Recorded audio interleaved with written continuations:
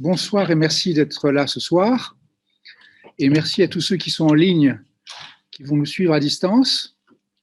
Ce soir, nous avons le plaisir et la joie d'accueillir le père Christian Melon, qui nous apparaît comme un des spécialistes capables de nous parler de ce grand sujet que sont les migrations.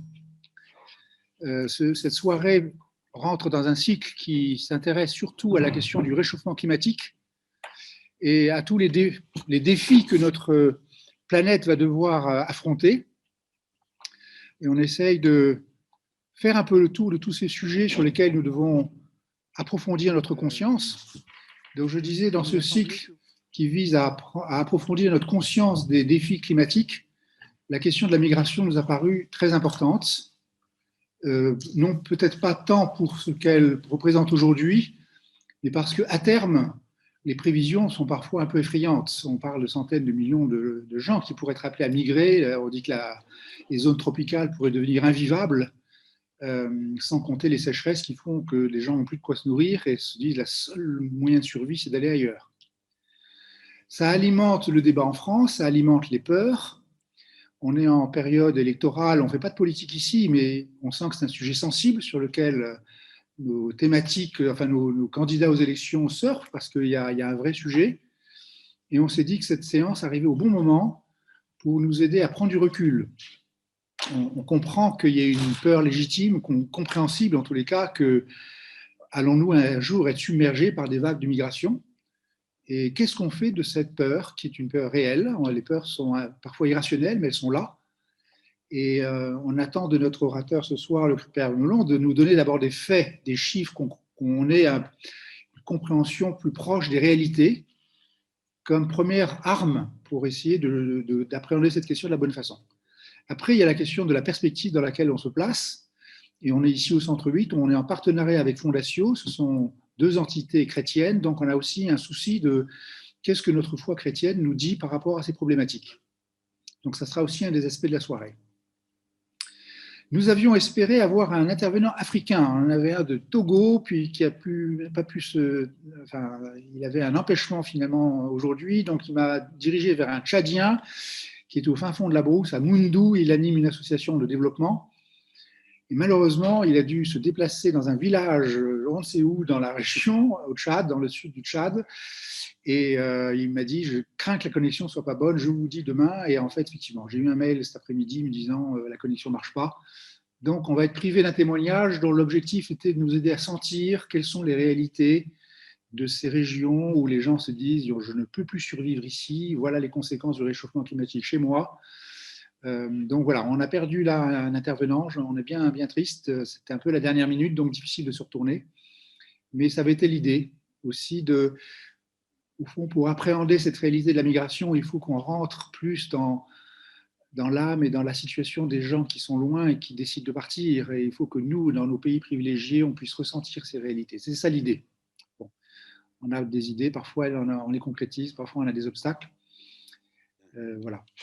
Oui, bonsoir à toutes et tous. Oui, je ne vais pas raconter toute ma vie, parce que je suis quand même assez vieux. Non, je dirais simplement, en ce moment, depuis 17 ans, j'habite à Saint-Denis, dans le fameux 9-3.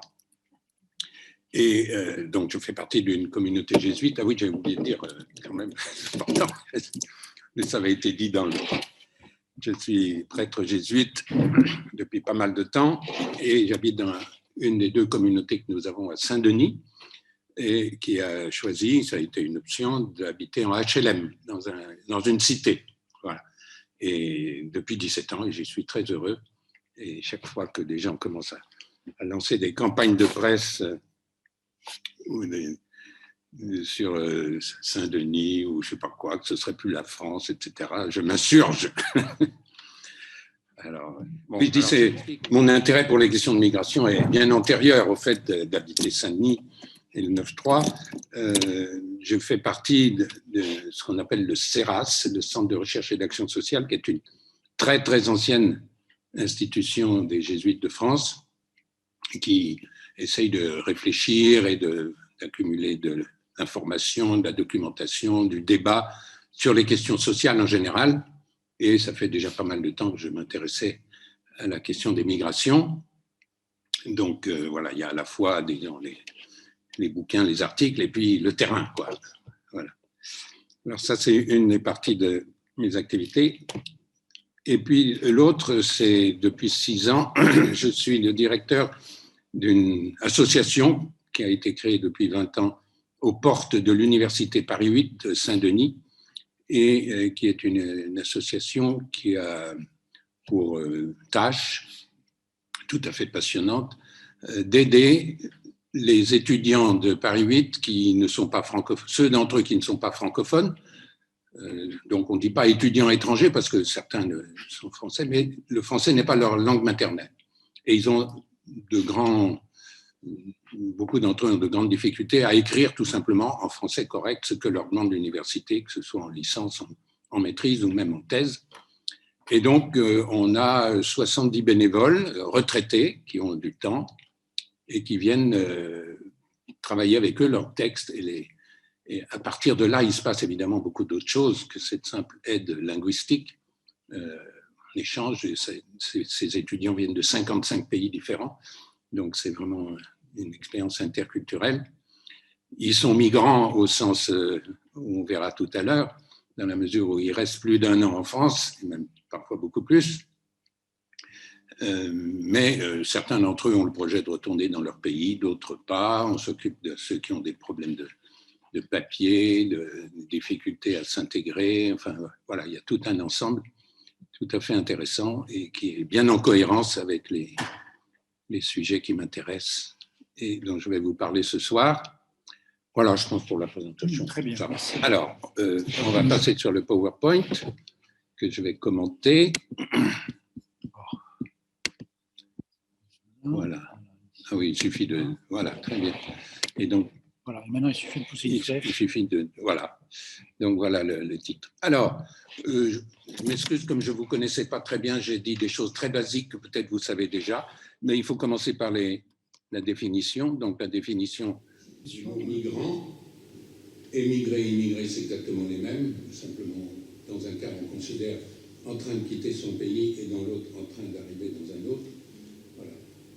Donc, la définition de l'ONU, qui est universellement acceptée, c'est toute personne qui vit plus d'1 an dans un autre pays que celui de sa naissance. Vous voyez que c'est extrêmement vaste. Ça peut être effectivement ceux qu'on appelle habituellement les migrants dans les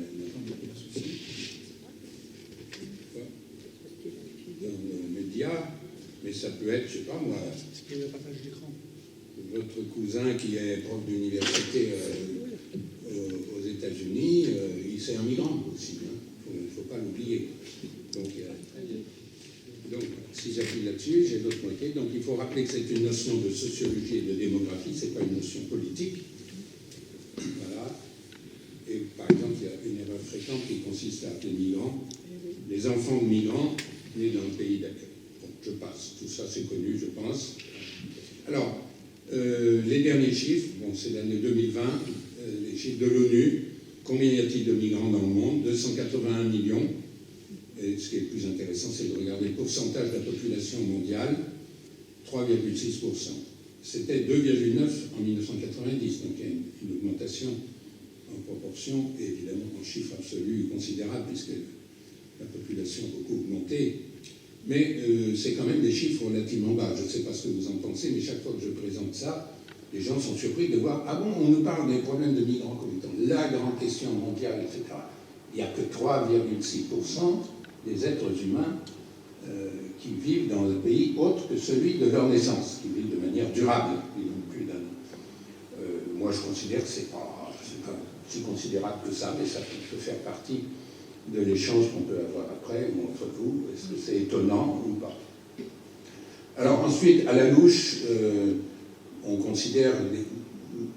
J'ai hésité à maintenir ça parce que les notions de pays du Sud et de pays du Nord sont tellement datées et maintenant... Mais enfin, l'essentiel, c'est de retenir qu'il y a davantage de migrants qui sont originaires d'un pays, disons, pauvre ou en voie de développement, qui vivent dans un autre pays que de ceux qui sont venus dans les pays, disons, comme les nôtres. Et il ne faut jamais oublier aussi qu'une bonne partie des migrants sont par exemple, à l'intérieur de l'Union européenne ou entre la France et les États-Unis. Voilà. 53 millions, c'est pas rien. Alors, les raisons de la migration, bon, juridiquement et dans l'opinion publique, on classe les migrants en deux catégories. Il y a ceux qui sont contraints, ils ont été obligés de migrer, et puis il y a ceux qui l'ont choisi. Et en fait, c'est beaucoup plus complexe. D'abord parce que les motifs de migration sont multiples, on ne peut pas les rassembler en deux. Et puis ensuite, vous allez voir, va arriver le sujet de ce soir, les migrations pour motifs d'environnement. Bon, les principaux motifs de migration, disons, volontaires, où on considère que les personnes ont pris la décision de migrer librement, c'est les études, il ne faut jamais oublier. Par exemple, en France, c'est le poste qui arrive en tête. Si on regarde les statistiques du ministère de l'Intérieur, les cartes de séjour délivrées chaque année, c'est de l'ordre de 90 000 pour les études. Là, il s'agit d'un flux et pas d'un stock. Donc, c'est 90 000 de plus. Alors, évidemment, il y a des étudiants qui ont fini et qui rentrent chez eux. Il y a le travail, qui est beaucoup moins important qu'on le dit parfois, on verra les chiffres tout à l'heure. Et puis, les motifs familiaux. C'est ce qui arrive en second, en fait, après les études, en ce qui concerne la France. C'est pas tellement le regroupement familial. Le regroupement familial, qui est, comme vous le savez, le droit qu'a toute personne étrangère qui est en règle et qui vit en France dans des conditions de salaire, de dimension de son logement, enfin, il y a un certain nombre de critères, a le droit de faire venir son conjoint et ses enfants mineurs. Mais en fait, ça ne fait que 20% des raisons familiales. Les autres, c'est les mariages, le droit de faire venir des Français qui font venir un conjoint étranger. Enfin, c'est beaucoup plus vaste que le simple regroupement familial. Je le signale au passage parce qu'en général, le regroupement familial est pris comme cible dans les discours d'un certain nombre de candidats qui veulent stopper l'immigration. Ça ne ferait pas beaucoup moins, disons, s'ils parvenaient à leur fin à interdire le regroupement familial qui date de l'époque de Giscard. Ça réduirait bien sûr, mais pas dans des proportions considérables. Alors, ensuite, il y a ceux qu'on peut classer comme ceux qui sont contraints de quitter, et il y a de deux sortes. Il y a les violences collectives, les guerres, et puis des violences dont on est l'objet individuellement, ce qu'on pourrait appeler des persécutions, et vous allez voir les catégories juridiques que ça regroupe. Mais cette dichotomie a perdu sa pertinence. Voilà la dichotomie qui était dans nos têtes hier, je dirais, hier, dans les années 70 certainement, encore un peu dans les années 80, et à partir des années 80, ça s'est beaucoup effondré, cette manière de... Hier, vous aviez le titre même du travailleur immigré, qui était un homme, c'était essentiellement masculin, qui venait avec sa seule force de travail physique, et le projet de retourner au pays. Et puis il y avait d'autre part le réfugié politique, les boat people, les dissidents des pays communistes, ou les victimes des régimes dictatoriaux d'Amérique latine dans les années 80, 70, 80, etc. Donc il y avait une dichotomie assez forte.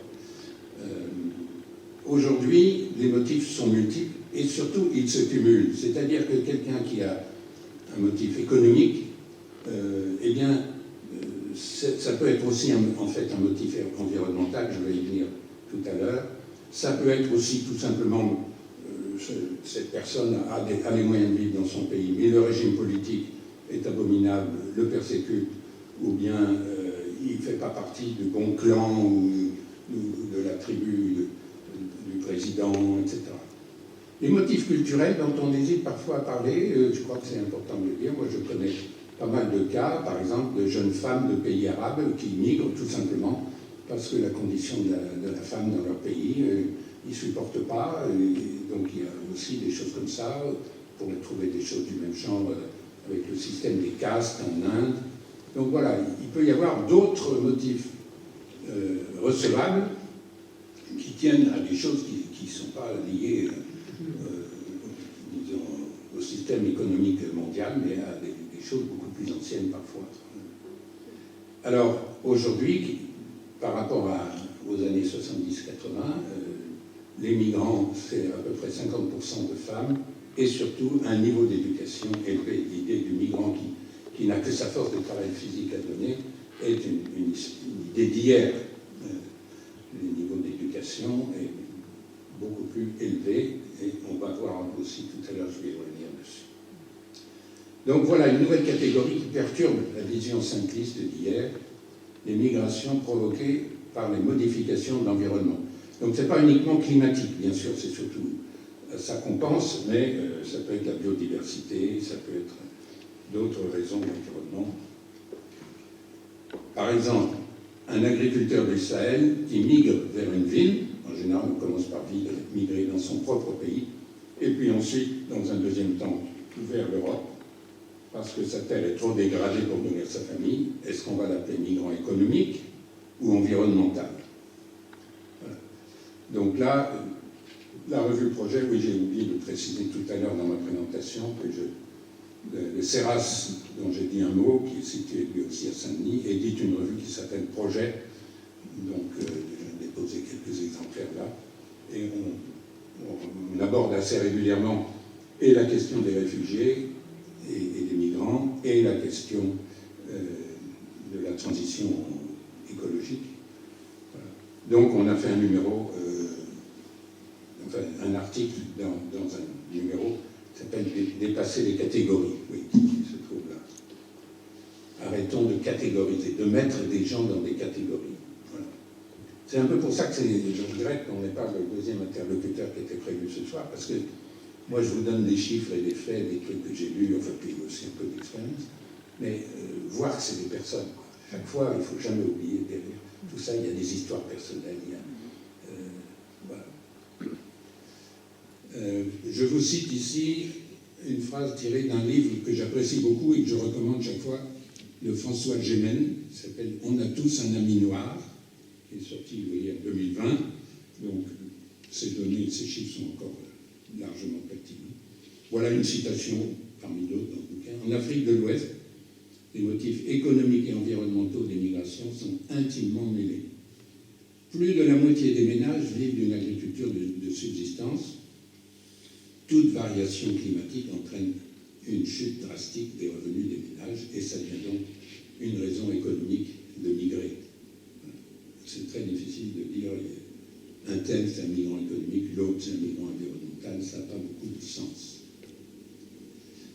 Alors, si on se centre sur les migrations environnementales, bien, les causes sont très diverses, on est sûrement oublié, mais en gros, il y a d'abord, il ne faut pas l'oublier, les catastrophes météorologiques, ouragans, inondations, c'est même celles qui sont les plus immédiatement visibles et quantifiables.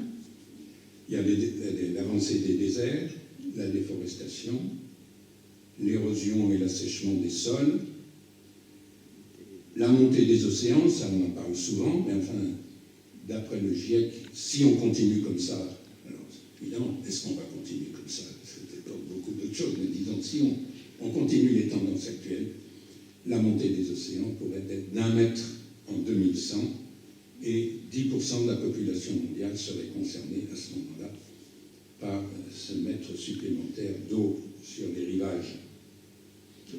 Il y a l'épuisement des ressources halieutiques qui font que beaucoup de populations de pêcheurs, notamment, eh bien, n'ont plus de quoi vivre, et là encore, ça provoque des migrations qui sont à la fois environnementales et économiques. Et puis, on y a fait allusion, je crois, tout à l'heure, il y a ces régions où la chaleur humide sera mortelle plusieurs mois par an. Ça, on l'a vu, on a commencé à voir des articles là-dessus, des prédictions. Alors là, c'est pas en 2100, ça peut être dès l'an 2030 ou 40, où il y aura littéralement des régions entières de la planète où, pendant 3 ou 4 mois par an, on ne pourra physiquement pas survivre. Ce sera mortel d'y habiter. Alors, combien sont ces migrations dites environnementales, mais encore une fois, en n'oubliant jamais qu'il y a d'autres outils. Donc, les chiffres de 2019 parlent pour le moment de 24,9 millions dont 98% suite à des cyclones et inondations. Donc pour le moment, c'est surtout ça dans les médias qui apparaît, parce qu'à chaque fois qu'il y a des cyclones, une inondation et des gens qui fuient, c'est relativement facile de les compter, d'avoir un ordre de grandeur, etc. C'est intéressant de voir qu'un autre chiffre qui, par comparaison, vous voyez qu'on n'est pas dans le même ordre. Les migrants déplacés à la suite de conflits et de violences, de guerres, c'est 8,5 millions. Alors, François Gémen, deuxième citation, je n'en ferai pas d'autres, mais ces migrations s'effectuent souvent sur de courtes distances. Ah oui, ça c'est pour commenter le fait qu'il n'y a que 24,9 millions, ça peut vous paraître peu, mais d'abord c'est le chiffre actuel, vous allez voir pour le futur, c'est d'autres. Et puis surtout, ce sont ceux qu'on peut compter parce qu'on les a vus fuir, les cyclones et inondations. Mais il commente, ces migrations s'effectuent souvent sur de courtes distances, sans effet de masse et échappent donc à tout comptage statistique. Et il faut ajouter ceux qui voudraient se mettre à l'abri mais en sont empêchés à cause de leurs insuffisantes ressources. Alors maintenant, si on se projette dans le futur, eh bien, il y a des chiffres divers qui varient. Je vous ai donné les deux extrêmes que j'ai trouvés. La Banque mondiale dit seulement 143 millions. Bon, c'est seulement. Et encore, on est toujours dans l'hypothèse où les tendances actuelles se poursuivent. Hein. Et ce sont surtout des migrants en interne, c'est-à-dire des personnes qui ne franchissent pas une frontière, ce qui est dramatique pour elles, bien sûr, mais elles restent dans le même pays, donc ça ne pose pas des problèmes internationaux de même nature que quand il y a franchissement de frontières. D'autres estimations disent 250 millions. Sans préciser dans quelle proportion ce soit des déplacés internes ou des migrants internationaux. Enfin, vous voyez qu'on est quand même dans un grand flou et c'est très difficile d'avoir des estimations fiables, mais enfin, on a là deux bornes, vous voyez, entre l'optimisme de la Banque mondiale, enfin, l'optimisme de 53 millions, ça fait du monde quand même, hein, par rapport à aujourd'hui. Hein. Vous rappelez tout à l'heure, 281 millions, c'est la situation actuelle des migrants, pas des réfugiés. Et puis 250 millions. Alors, eh bien, de quoi amorcer une réflexion éthique, peut-être. Ça, c'est à la louche, hein, c'est des chiffres qu'on voit dans les publications militantes, etc., mais je pense qu'elles ne sont pas loin de la réalité. Les 10% les plus riches de la planète produisent 50% des émissions de CO2, et 50% les plus pauvres de la planète produisent 10% des émissions de CO2. Question, lesquels d'entre eux devraient se sentir davantage motivés à accueillir les réfugiés environnementaux. Donc là, c'est la question de la responsabilité. Là, on est dans une question éthique, mais qui, à mon avis, doit trouver des débouchés politiques. Enfin, comme toute éthique qui se prend au sérieux, qui prend les choses au sérieux, selon qu'on répond de telle ou telle manière à cette question, ça suppose des orientations, bon, dont on pourrait discuter. Mais... Alors là, je reviens à un tableau plus général de la situation actuelle sur ce qu'on appelle les migrants contraints. Moi, j'aime bien le mot exilé. C'est celui qu'on utilise, par exemple, à Calais. Bon, j'ai oublié de signaler qu'en tant que jésuite, je suis évidemment très proche de Philippe de Mester, dont vous avez entendu parler par sa grève de la faim. J'ai moi-même été à Calais pas mal de temps, interviewant les gens, connaissant un peu la situation. Donc je trouve que le terme exilé est assez heureux. Il peut y avoir aussi des connotations bibliques, etc. Plutôt que migrants contraints. Voilà. C'est des gens qui sont exilés et qui, à la suite d'un certain nombre de facteurs multiples, comme je l'ai montré, mais non volontaires. Donc ce sont des personnes contraintes de fuir les guerres, la Syrie, d'autres, les persécutions, la violation des droits de l'homme, etc. Alors combien sont-ils?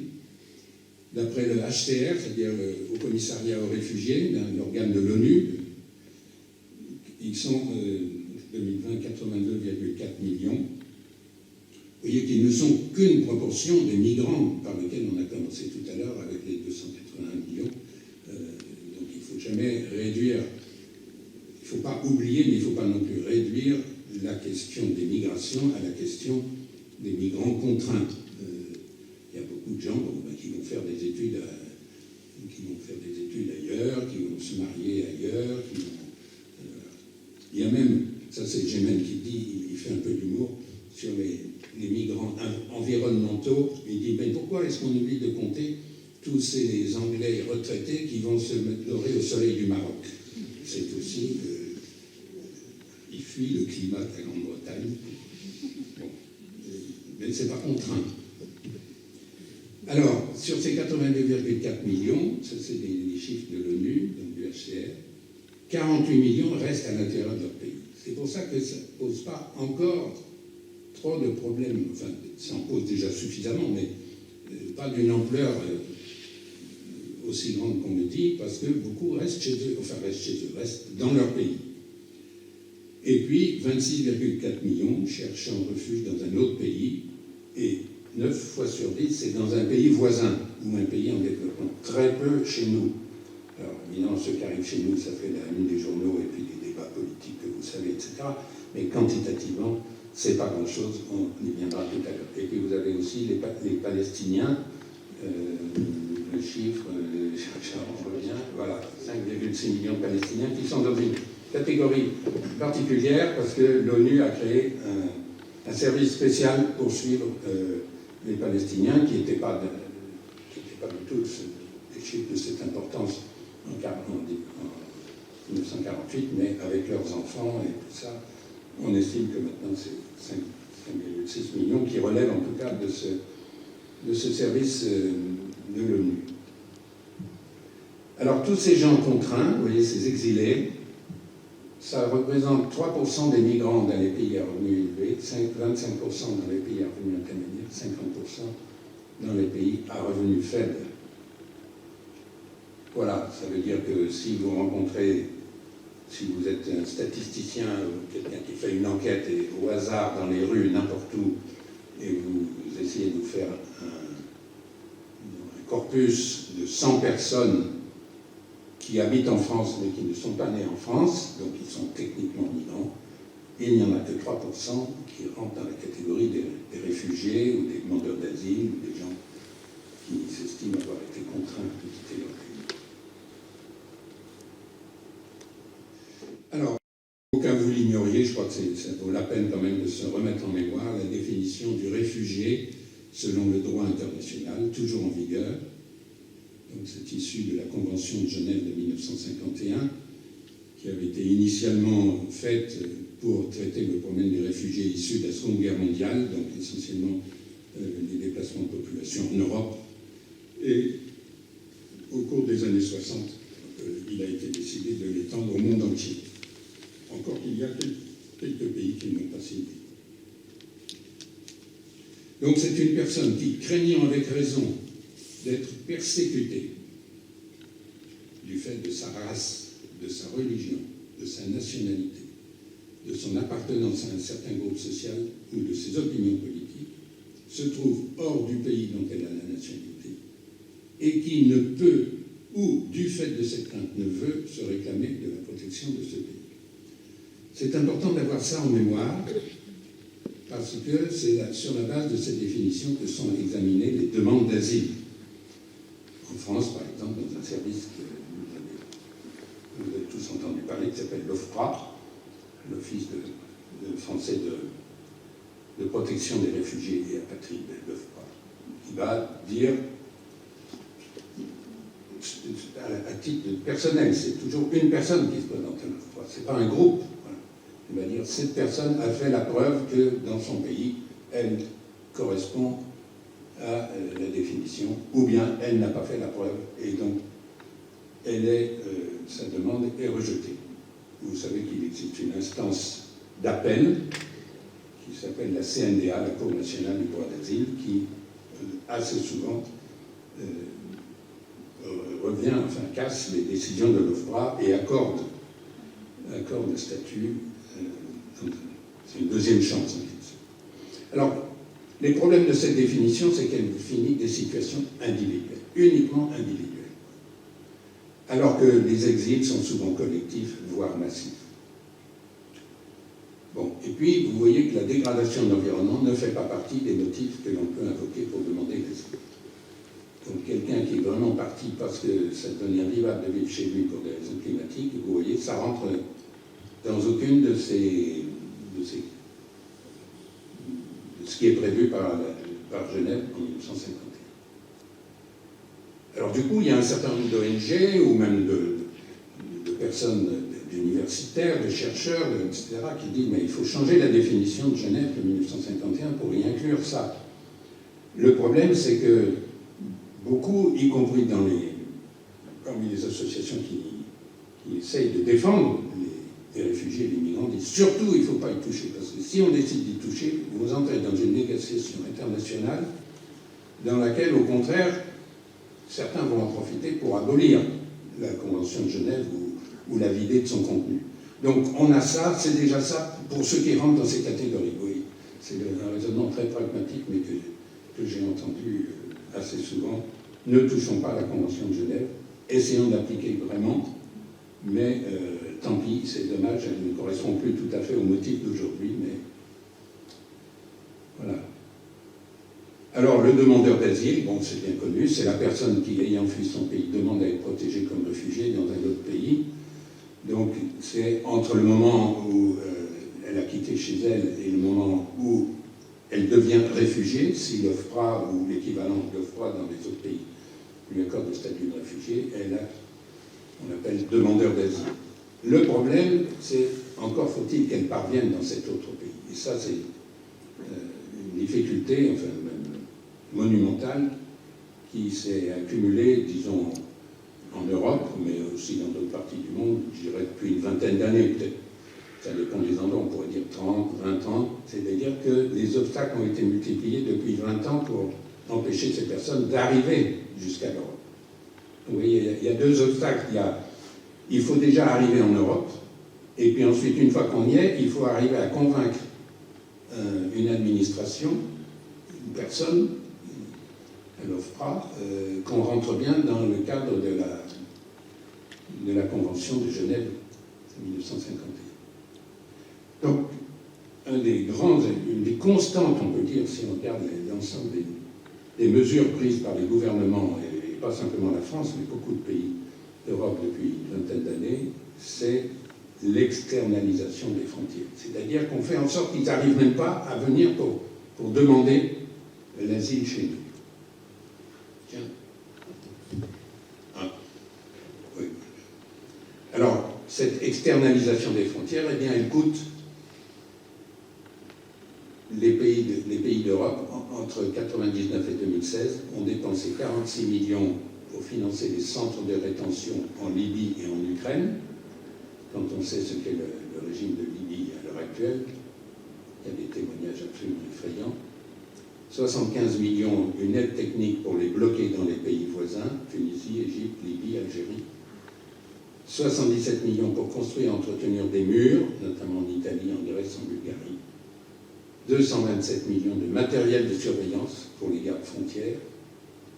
Et puis 950 millions pour la coordination du contrôle aux frontières, notamment Frontex et quelques autres agences. Donc Frontex est une agence de l'Union européenne. Et 11 millions pour les expulsions. Voilà, tous ces chiffres, vous pouvez les retrouver à la page 15 de la revue projet 358.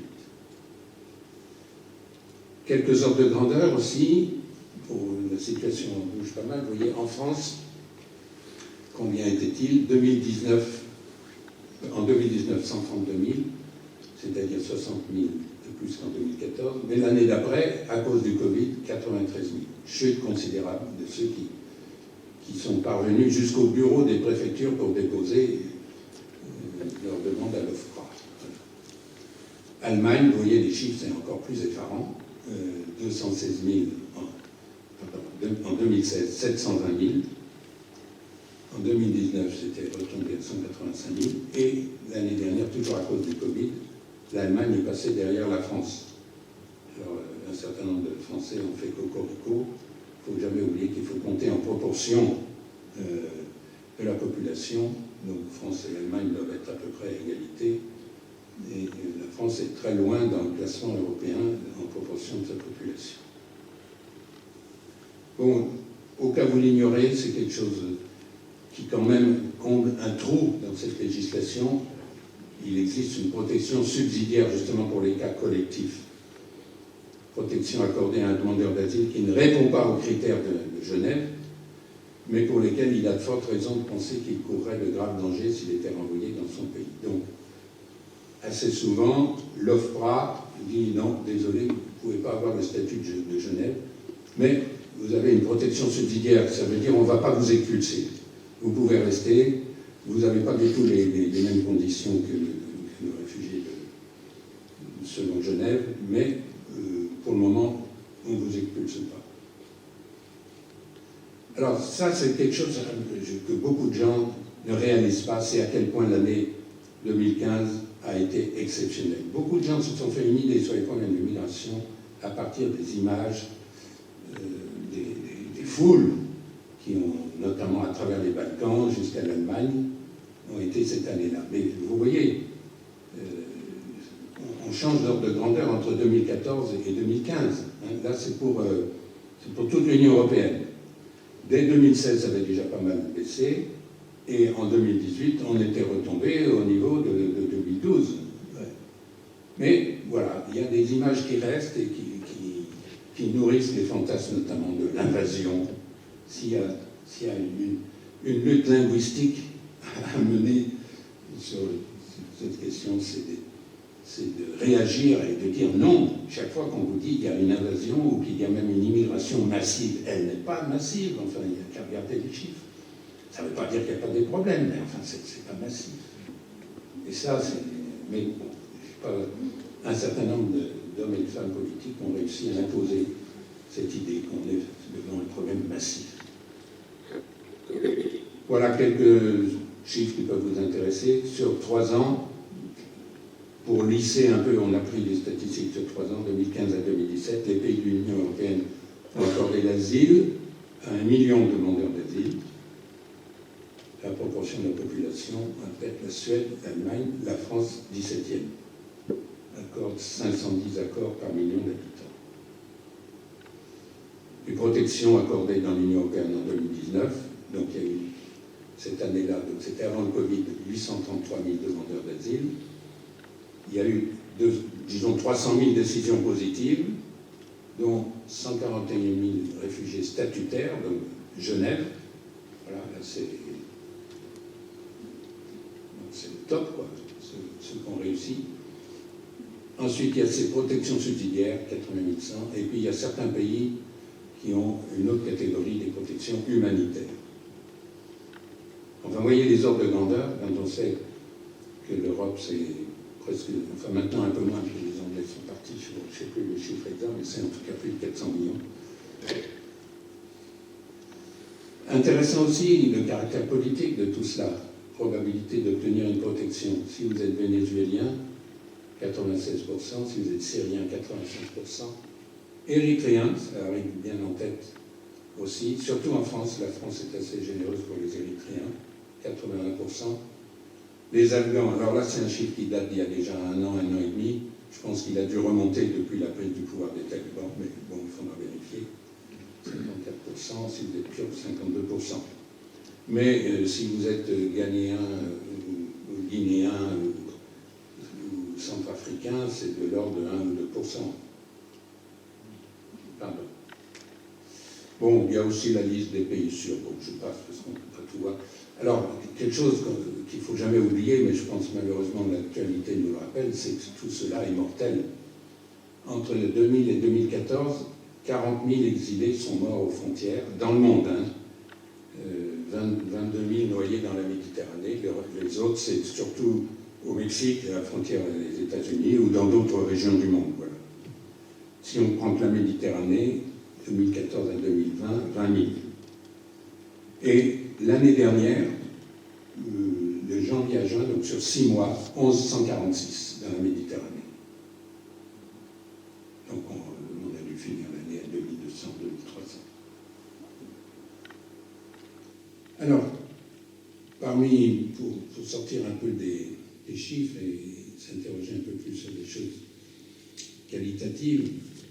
Qui sont ces migrants qui arrivent en Europe? Là, j'ai repris le mot migrant, ce n'est pas uniquement les exilés, hein, c'est d'une manière générale tous les migrants qui arrivent en Europe, donc pas ceux qui arrivent d'Europe, ça c'est encore une autre catégorie.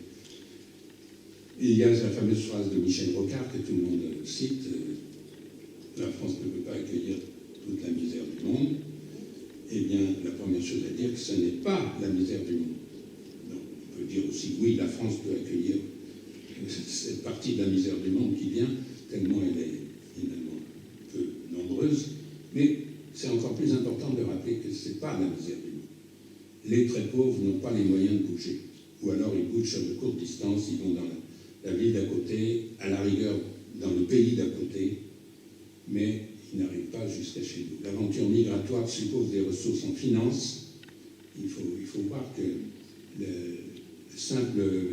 les choses à payer aux passeurs, c'est de l'ordre d'un an, parfois 2 ans de salaire qu'il faut accumuler dans un village d'Afrique pour arriver à rassembler ce qu'il faut. Donc, ce n'est pas les plus pauvres. Il faut des relations, il faut des ressources en relation. La plupart ont déjà quelqu'un qui est en Europe, qui les appelle, qui leur indique des chemins, etc. Et puis en éducation, il faut connaître des langues étrangères. C'est très très rare qu'on ait des migrants, des exilés monolingues. Ils sont partis avec un petit bagage d'anglais ou ils ont appris en route. Moi, à Calais, quand on parle avec...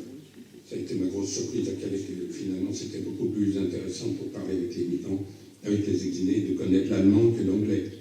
Parce qu'ils avaient en général séjourné 5 ans en Allemagne, à la suite des grands afflux de 2016, et puis l'Allemagne venait de les expulser, il ne restait plus que l'espoir de l'Angleterre.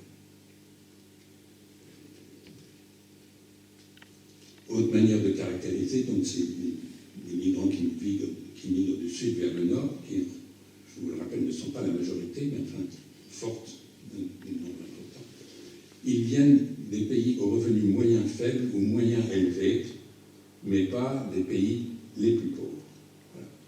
Vous pouvez en faire l'expérience, vous rencontrez des migrants, je suppose, vous verrez que s'ils sont africains, ils viennent beaucoup plus de Côte d'Ivoire ou du Sénégal que de République centrafricaine. L'OCDE a fait une étude publiée déjà depuis 3 ou 4 ans qui a établi que le niveau de qualification des migrants en termes de diplôme est égal ou supérieur au niveau de la population des pays où ils arrivent. En ce qui concerne les étudiants, ça je peux en témoigner, puis les statistiques ont été publiées hier ou avant-hier, je ne sais plus dans quel... 45% des étudiants en doctorat en France sont non français. Voilà, aussi quelques autres idées à se sortir de la tête. Les migrants originaires de pays d'Afrique subsaharienne, 75% restent en Afrique, 16% vont en Europe. Bon, on a pris... Il reste combien de temps ? Encore 5 minutes. Ah bon, alors je vais passer tout ce qui concerne la France, les statistiques, pour arriver quand même à dire quelque chose sur ce qui nous... Donc les notions de solde migratoire, tout ça. De toute façon, ça, je pourrais le diffuser à qui voudra ouais, regardons quand même, vous voyez, les migrants légaux, donc il en arrive 276 000 non-unions chaque année en France. Vous voyez, ce qui arrive en tête, c'est les étudiants. 91 500. 88 000 familles, 38 100 humanitaires, donc ceux qui ont le statut de réfugié. Et seulement 38 800 pour le travail. Donc, on fait tout un cinéma sur les migrants qui viennent prendre notre travail. Alors c'est vrai que les étudiants, ils travaillent un peu pour gagner leur vie, et puis les gens du regroupement familial, ils prennent des emplois aussi pour vivre. Donc c'est pas, encore une fois, c'est multifactoriel, mais enfin quand même, vous voyez, ça c'est les chiffres du ministère de l'Intérieur qui publie chaque année les motifs des cartes de séjour qu'il a données. Voilà, ça c'est aussi quelque chose d'intéressant, c'est le rapport entre le solde naturel et le solde migratoire dans la population française. Vous voyez que ce qui caractérise la population française, c'est que le solde naturel, malheureusement, ça s'arrête à 2010, est relativement important, et que l'immigration l'immigration n'apporte qu'un petit complément. Ce n'est pas du tout le cas en Europe. Vous voyez, c'est l'inverse. Depuis 90, il n'y a pratiquement plus de solde naturel, c'est-à-dire il y a autant de morts que de naissances sur l'ensemble des 27. Et si l'Europe ne perd pas de population, c'est uniquement à cause des migrations, ce qui n'est pas du tout le cas de la France. Ça va le devenir parce que la natalité commence à fléchir. Vous l'avez vu comme moi dans la presse, mais enfin, ça commence seulement depuis 2-3 ans. Voilà. Bon, tout ça, alors ça c'est l'histoire.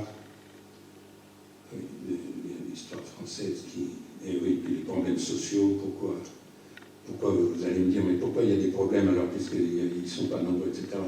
Quand même, le problème c'est qu'ils ne sont pas nombreux, mais ils sont très concentrés.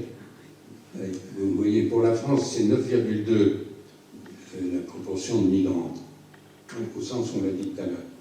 Mais dans le département du 9-3, c'est 28%, dans la ville de Saint-Denis, c'est 27%, et dans la ville de la Courneuve, c'est 42,4%. Alors évidemment, si vous êtes à l'heure actuelle et que vous faites un reportage sur la Courneuve ou sur Saint-Denis, vous allez dire la France est envahie par les migrants. Et simplement, il aura oublié de dire avant qu'en fait, il n'y en a que 9,2%. Mais bon, voilà, ça c'est... Bon, ensuite, tous les problèmes d'intégration, oui, c'est... Les musulmans, oui, c'est aussi beaucoup de gens. Alors voilà, venons quand même, un dernier mot, parce que je pense que c'est important qu'on puisse se situer en tant que chrétien par rapport à ces données-là. Donc, vous connaissez un certain nombre de textes de l'Ancien et du Nouveau Testament. Moi, ce qui me paraît toujours frappant, c'est que Yahvé, quand il donne sa loi ou qu'il parle à son peuple, il ne parle jamais en termes moralisateurs. Il fait appel à son expérience. C'est très différent. Et ça, c'est une loi qu'on devrait avoir dans tous nos débats. Ne pas dire c'est bien, c'est mal, mais ton expérience. Tu n'opprimeras pas l'étranger. Vous connaissez la vie de l'étranger puisque vous avez été vous-même résidé comme étranger dans le pays d'Égypte. Voilà. Car vous avez été étranger au pays d'Égypte. Ça, c'est tout à fait important. Ensuite, bien sûr, la phrase centrale pour tous ceux qui sont motivés de manière évangélique par cette question, c'est celle de Jésus. J'étais étranger et vous m'avez accueilli. On pourrait aussi faire tout un développement sur le bon samaritain. Et pour ça, je vous renvoie au chapitre 2 de l'encyclique du pape François, Fratelli Tutti. Tout le chapitre 2 est consacré au bon samaritain. Un commentaire remarquable. Voilà, j'aime bien souligner aussi quand je cite des textes catholiques qu'il ne s'agit pas de mettre le pape François sur à part. Bien sûr, il a des formules plus fortes, il a des gestes plus... Mais sur le fond, il dit exactement la même chose que ses prédécesseurs. Je crois que ça, beaucoup de gens l'ignorent. Je vais vous citer quelques paroles de Jean-Paul II, enfin des paroles, des messages. Vous voyez, par exemple, là, il s'agit du clandestin, du réfugié. Il ne s'agit pas simplement des migrants ordinaires, je dirais. Voilà. Mais surtout, c'est cette citation-là de 96 que trop de gens ignorent. L'Église, alors évidemment, il parle d'Église catholique, ça ne c'est pas très écuménique, mais sur ces questions-là, je crois vraiment qu'il n'y a pas une feuille de papier, la cigarette à mettre entre les positions catholiques et protestantes. L'Église est le lieu où les immigrés en situation illégale, il s'agit des sans-papiers, hein, immigrés en situation illégale, eux aussi sont reconnus, accueillis comme des frères. Les différents diocèses ont le devoir, le mot devoir est fort, de se mobiliser pour que ces personnes contraintes à vivre en dehors de la protection de la société civile trouvent un sentiment de fraternité dans la communauté chrétienne. Vous dites, c'est déjà bien, mais attendez, voyez la suite. Pour le chrétien, le migrant n'est pas simplement un individu à respecter selon des normes fixées par la loi, mais une personne dont la présence l'interpelle, dont les besoins deviennent un engagement dont tu es responsable. Qu'as-tu fait de ton frère? La réponse ne doit pas être donnée dans les limites imposées par la loi et dans l'optique de la solidarité. Si ce n'est pas un appel à la désobéissance civile, je ne sais pas ce que c'est. Hein, et c'est signé Jean-Paul II, 1996. Il y a des fois où il faut dépasser les limites imposées par la loi. Bon, il se trouve que la loi elle-même a évolué depuis cette époque-là, puisque, comme vous le savez, le Conseil constitutionnel a érigé la fraternité en principe à valeur juridique et non pas simplement un principe abstrait. Voilà. Donc, je voulais préciser un texte de Vatican II qui explique le fondement, pourquoi finalement il est légitime pour les gens de bouger et d'aller ailleurs. C'est le principe de destination universelle des biens. Dieu a destiné la terre et tout ce qu'elle contient à l'usage de tous les hommes et de tous les peuples, de sorte que les biens de la création doivent équitablement affluer entre les mains de tous. Ça veut dire que s'il y a un endroit sur la terre où des personnes n'ont pas de quoi vivre et de quoi vivre dignement, eh bien, ils ont le droit d'aller les chercher ailleurs. Et ça se traduit de manière plus ferme dans le catéchisme de l'Église catholique, article 2241, les nations mieux pourvues sont tenues d'accueillir, autant que faire se peut, l'étranger en quête de sécurité et des ressources vitales qu'il ne peut trouver dans son pays d'origine. J'attire votre attention sur quelque chose qui peut vous échapper à une lecture trop rapide. Vous voyez, l'étranger en quête de sécurité, bien sûr, ça c'est le droit d'asile, c'est la Convention de Genève, c'est le droit international, ok. Mais l'étranger en quête de ressources vitales, aucun texte juridique international ne dit la même chose. Un étranger en quête de ressources vitales n'a pas, aux yeux du droit international, le droit d'aller dans un autre pays. Alors que, aux yeux des chrétiens, enfin, des catholiques, je suis sûr que personne ne me contredira du côté de nos frères protestants, aux yeux des chrétiens, le fait d'être en quête de ressources vitales, évidemment il faut donner tout son poids au mot vital, c'est-à-dire nécessaire à la vie, eh bien ça donne le droit d'aller les chercher dans un autre pays si on ne les trouve pas chez soi. Et à mon avis, ceci va devenir de plus en plus vrai avec le développement des migrations environnementales. Voilà, on peut citer du Paul VI aussi, et puis bien entendu du pape François,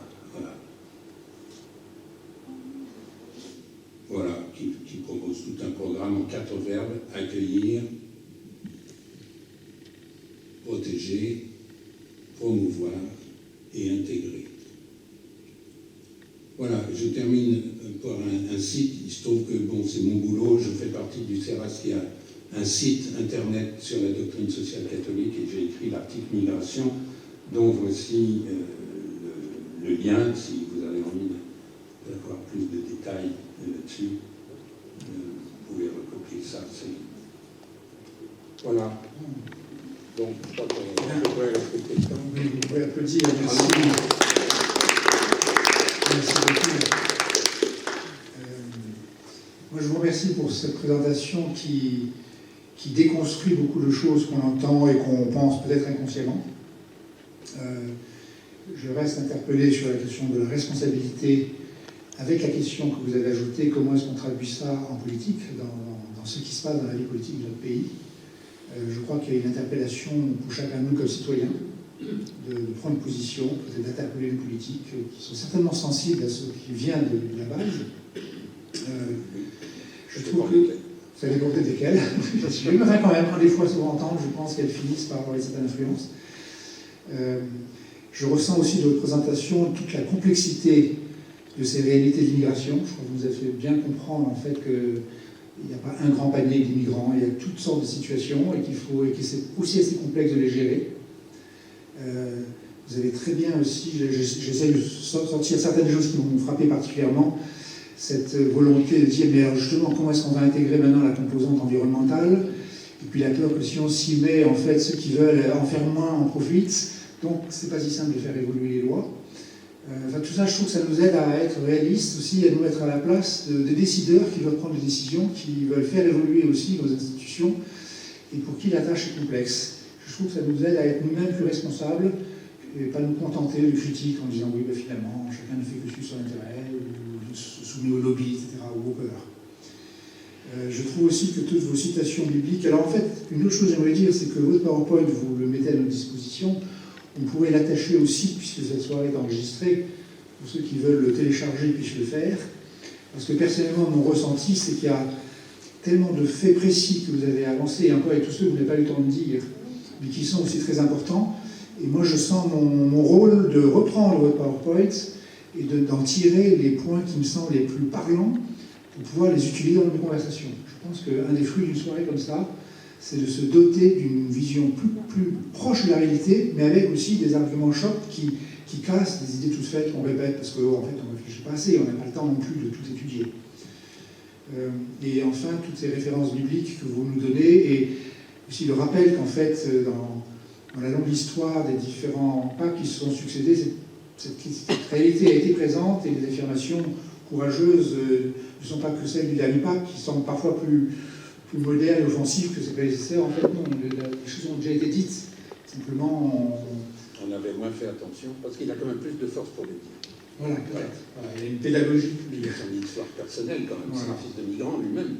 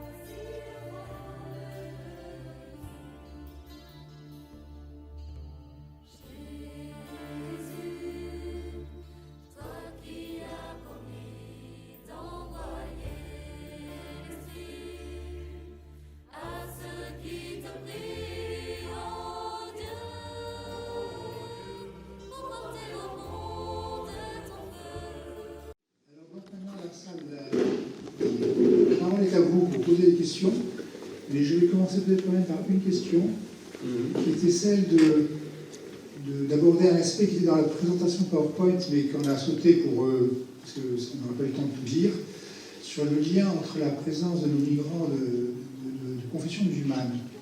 Parce que c'est un des sujets aussi de crispation en France, et je trouve que si vous avez là-dessus des éléments à nous donner, ce serait quand même important de l'avoir. C'est le slide d'avant. Voilà, ça. Voilà. Bon, il y a d'abord des éléments quantitatifs, mais ensuite quelques commentaires tout de même. Donc, les statistiques officielles, bon, c'est difficile d'évaluer exactement, mais l'ordre de grandeur qui fait consensus parmi tous les experts et les spécialistes, c'est qu'il y aurait 5 ou 6 millions de personnes originaires de pays musulmans. Vous voyez, on n'a pas dit musulmans. Parce que ce qu'on peut compter, c'est les personnes originaires de pays musulmans. Et là-dessus, un tiers se disent croyants et pratiquants, et ça semble confirmé par les sondages. Il y a donc en France entre 5 et 6 millions de personnes de culture musulmane, mais 2 millions de musulmans pratiquants. C'est quand même pas tout à fait les mêmes chiffres qu'on nous sert parfois. La culture musulmane, moi je dirais, c'est un peu comme beaucoup de Français sont de culture catholique, au sens où eh bien, ils vont à la messe pour la communion du petit ou pour l'enterrement du grand-père, et puis c'est à peu près tout, quoi. Alors je ne dis pas que les musulmans sont au même point de sécularisation, attention, on n'est pas du tout dans le même ordre de grandeur, mais c'est en route, voilà, c'est ça. Il faut comprendre que à la longue, les mêmes causes produisant les mêmes effets, le type de communautarisme ou de foi communautaire qui a été si important dans la France des siècles passés, c'est de ça que vivent encore beaucoup les musulmans, et c'est en train de s'effriter. Moi, je le constate dans les jeunes générations. Alors, certains s'effritent du côté de la radicalisation, Dieu merci, pas très nombreux, mais c'est aussi une manière de s'opposer à la communauté, aux parents, etc. Et la plupart, eh bien, ils gardent en général le truc qui résiste le plus, c'est l'interdiction du cochon. J'ai remarqué que tous les musulmans qui boivent de l'alcool, il ne faut quand même pas leur proposer du cochon. Je ne vois pas bien la logique, mais bon, c'est comme ça. Voilà, je dirais c'est un peu des choses qui restent comme ça de la culture, et puis faire des fêtes, et puis enfin parler la langue, etc. Mais je crois qu'on ne réalise pas suffisamment à quel point, qu'on s'en réjouisse ou qu'on s'en désole, hein, mais la sécularisation qui a complètement, en 80 ans, bouleversé le paysage religieux français chrétien, catholique en tout cas, et je crois que c'est pareil chez les protestants, est en train de commencer à faire la même chose sur l'islam. Voilà. Mais ça a aussi des réactions, effectivement, qui vont du côté du djihadisme et du côté de... Voilà, il y a le tout. Hein. L'islam des mosquées n'a rien d'inquiétant, mais vraiment rien d'inquiétant. Hein. À partir du moment où des gens vont à la mosquée, alors évidemment, de temps en temps, il y a un type qu'il faut expulser parce qu'il, paraît-il, il aurait dit des choses qu'il ne faut pas dire, ou anti-républicaines, etc. Bon, ça, je le comprends. Et dans l'ensemble, les musulmans qui fréquentent les mosquées, ce n'est pas ceux-là qui sont inquiétants. Hein. Là-dessus, bon, je trouve que les bouquins d'Olivier Roy sont absolument passionnants. Que ce soit La Sainte Ignorance, c'est déjà un bouquin d'il y a 15 ans, mais tout récemment, Fanatisme. Non, Fanatisme, c'est Candiard. C'est Candiard, c'est très bon aussi. Olivier Roy, c'était sur quoi? J'oublie ma fin. Merci. Alors, des questions de la salle, si vous avez. Et puis, vous regardez sur Converser. Alors, oui, vous avez parlé beaucoup de chiffres sur la proportion des migrants dans la population. La partie... Attends, je pose la question. Je voudrais qu'on prenne le relais pour qu'ils entendent la distance. Est-ce que tu... Je vais finir. L'impact du changement climatique sur les migrations... Attends 2 secondes que la question soit dans le micro. Merci. Oui, merci. Donc merci pour cette présentation. Vous avez donné des chiffres et vous avez donné le fait que la proportion des migrants dans les pays du Nord était très faible et qu'il y avait des migrations qui étaient plutôt locales. La relation avec le changement climatique et les bouleversements à venir, j'avoue que je ne l'ai pas vu. Est-ce que vous avez des éléments peut-être de retour d'expérience des gens que vous fréquentez, est-ce qu'eux ont eu des motivations pour venir nous rejoindre en France ou dans les pays du Nord du fait du changement climatique, ou c'est quelque chose qui n'est pas encore là et qui va venir dans le futur? Et est-ce qu'il y a une prédiction, des chiffres? Est-ce que vous avez des éléments de ce type-là? Merci. C'est là que l'absence de notre interlocuteur tchadien est regrettable, parce que lui aurait pu donner des exemples. Moi, je dois dire que les nombreux migrants que je rencontre, il n'y en a pas pour le moment qui invoquent cette raison-là pour leur raison d'être en France. Vous avez vu dans ce que j'ai montré, c'est qu'effectivement, ce qu'il y a de plus visible aujourd'hui, c'est les catastrophes naturelles, les inondations, les incendies, etc. Là, on peut chiffrer, et vous voyez, on est comme dans un ordre de grandeur qui est d'ordre de 20 millions. Enfin, ce n'est pas encore un bouleversement. Et en ce qui concerne, si on se projette dans le futur, il y a toujours cette très grosse interrogation: combien vont rester dans leur pays et combien vont tenter l'aventure internationale?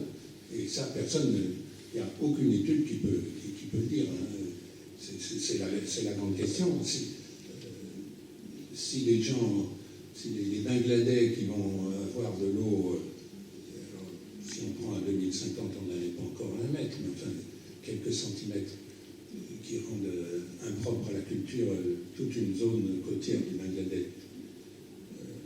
Là, ça va se compter en dizaines de millions.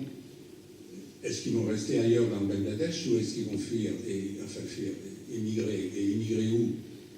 En Inde, où il y aura probablement au Bengale des problèmes du même ordre, en Birmanie, enfin, vous voyez, ou bien alors des migrations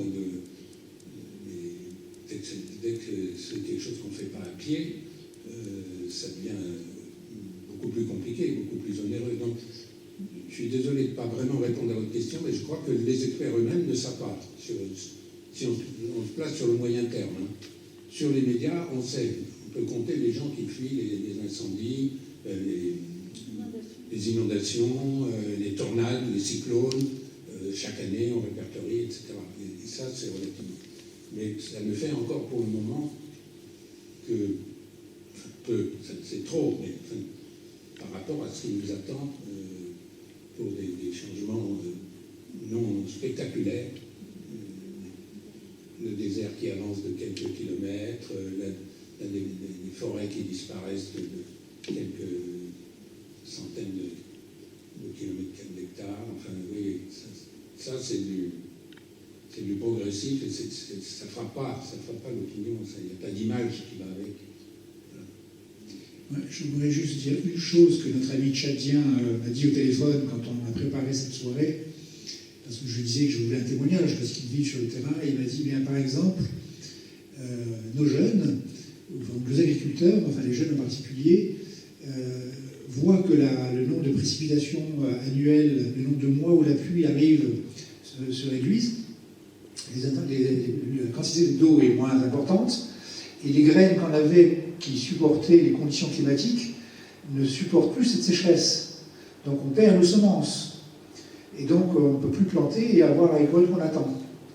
Ça, c'était un premier problème. Le deuxième, c'était que, il a mis un peu en cause aussi certaines pratiques agricoles traditionnelles, en disant, en fait, avec tout ça, on appauvrit les sols. Et il mettait beaucoup d'espoir, curieusement, dans la bioagriculture, en disant, il y a des nouvelles techniques qu'on glane de ceux qui s'intéressent à la vie des sols, etc. Mais on n'a pas les moyens pour mettre ça en œuvre. Enfin, lui, il essaye de faire ça dans sa petite ONG. Mais là, je me dis, tiens, il nous fait entrevoir des aides très concrètes où eux verraient l'intérêt, enfin, ils verraient le petit coup de pouce qui pourrait faire la différence.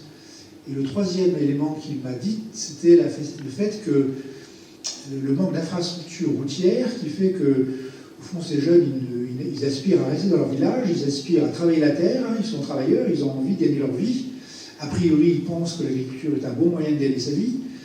Mais comme il n'y a pas de route praticable une partie de l'année, une fois que les cultures sont là, on ne peut pas l'emmener vers les villes qui vont acheter la nourriture.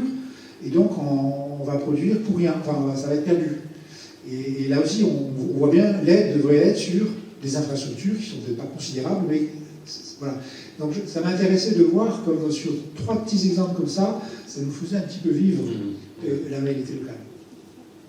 D'autres questions? Une question qui venait de ceux qui étaient connectés, qui sont connectés à Internet, c'est à quoi correspond le pic de 1,8 million de personnes de 2015? On a vu un grand pic en 2015 dans les vagues migratoires. Ça correspond à quoi? Vous l'avez vécu, vous vous souvenez, c'était les Syriens essentiellement. Il y a Angela Merkel qui a dit... Voilà, ça correspond aussi à la position de Mme Merkel qui a ouvert les frontières. Et c'était la grande vague d'exode des Syriens. Alors, bon, il y a aussi beaucoup d'autres parmi eux, mais enfin, c'était surtout les Syriens. Est-ce qu'on peut dire que la plupart de ce million accueillis en Allemagne a été intégré finalement? Tout à l'heure, vous parliez de ceux qui ont tenté leur chance ailleurs. Oui, non, il y en a que 500 000 qui sont restés. Donc, ils sont dispersés un peu ailleurs. Et une bonne partie de ceux qui sont à Calais pour essayer de passer en Angleterre viennent de là. C'est pour ça que je vous disais que j'étais surpris de voir à quel point l'allemand était plus utile que l'anglais quand on veut rencontrer les exilés de Calais. Il y en a aussi qui parlent italien parce qu'ils ont passé pas mal de temps en Italie avant de tenter leur chance. Oui, ils ont appris toutes les langues d'Europe. J'ai vu des gens qui parlaient les langues des pays baltes. Bon, ils ont été dispersés à la suite de cette grande vague dans différents pays où ils sont restés 2, 3, 4 ans. Il y en a même qui ont bossé. Ils m'ont montré un pâtissier qui m'a montré des gâteaux somptueux qu'il faisait dans je ne sais pas trop quelle ville d'Allemagne, etc. Enfin, bon, mais autant Mme Merkel avait été généreuse à cette époque-là, autant ensuite, je ne suis pas sûr que ce soit elle qui ait changé d'avis, c'est la pression de son parti, enfin, qui a dit vous êtes allé trop loin, il faut fermer, etc. Et en ce moment, l'Allemagne est plus sévère que la France pour les expulsions, par exemple. On a vu l'Allemagne à une époque où la France refusait, enfin, il y a 2 ans, d'expulser les Afghans, par exemple, l'Allemagne expulsait des Afghans. Je pense qu'elle a dû cesser de le faire depuis le 15 août. Une question à gauche. Oui, je voudrais revenir sur le terme immigration illégale. Donc, parmi ces migrants illégaux, en fait, qu'on appelle migrants illégaux, en fait, il y en a beaucoup qui vont devenir en fait, des migrants légaux parce que, en fait, on leur reconnaît le droit donc, à l'asile. Donc le terme finalement illégal est un peu, disons, pour moi, sujet à caution. Parce que finalement, ils n'ont même pas pu tester que, en fait, ils peuvent avoir l'asile. Je suis tout à fait de votre avis.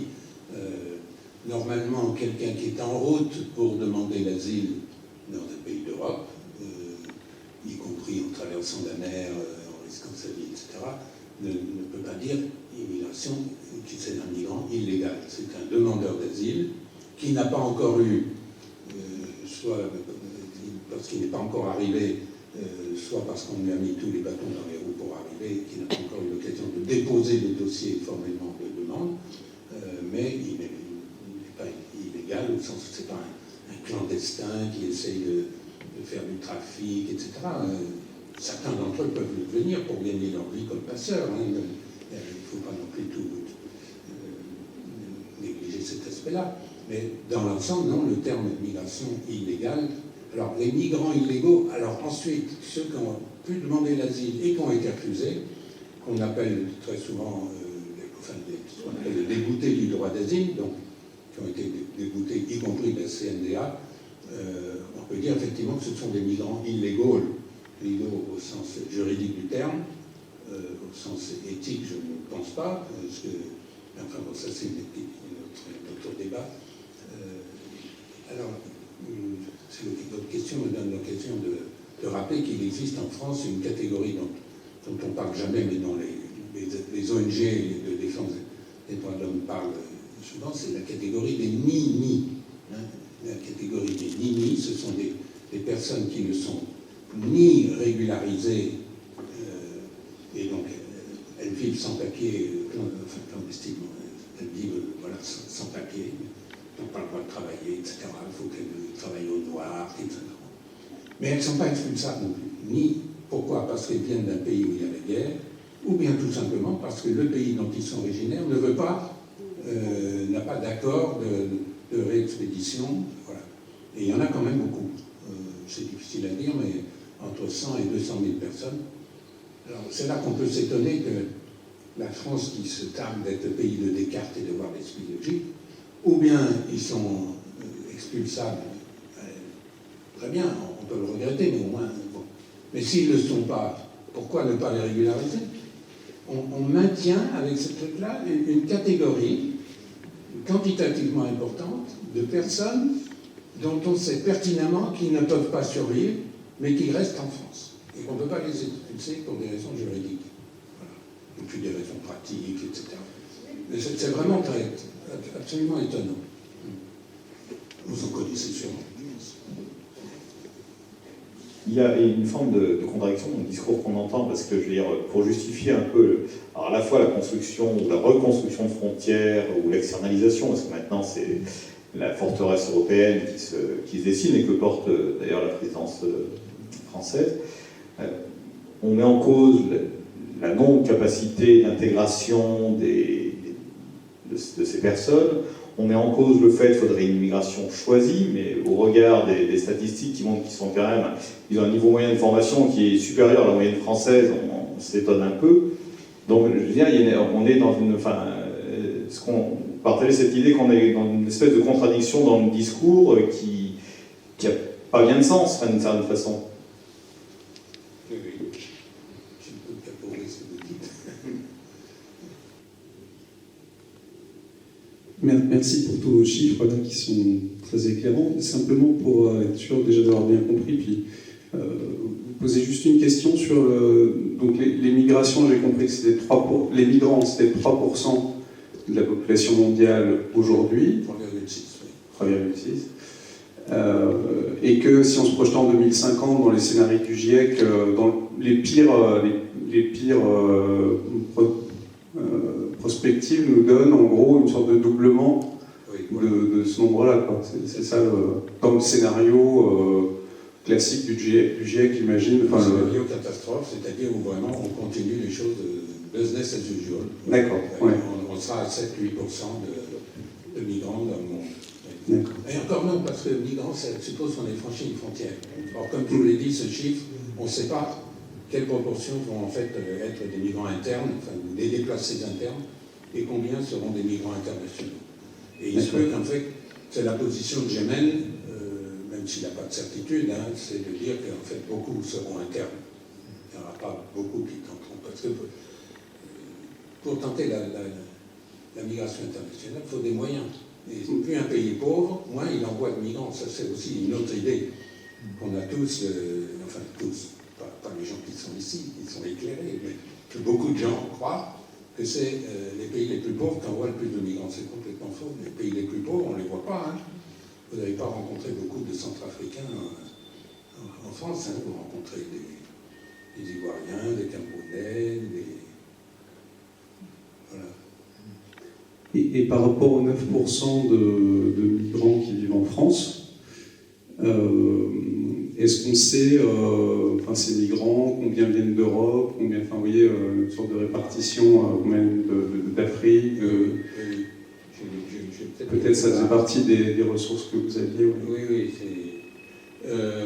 En gros, il ne faut jamais oublier qu'il y a une très grosse part qui vient de l'Union européenne, puisqu'ils n'ont pas demandé la permission. C'est ça. Donc,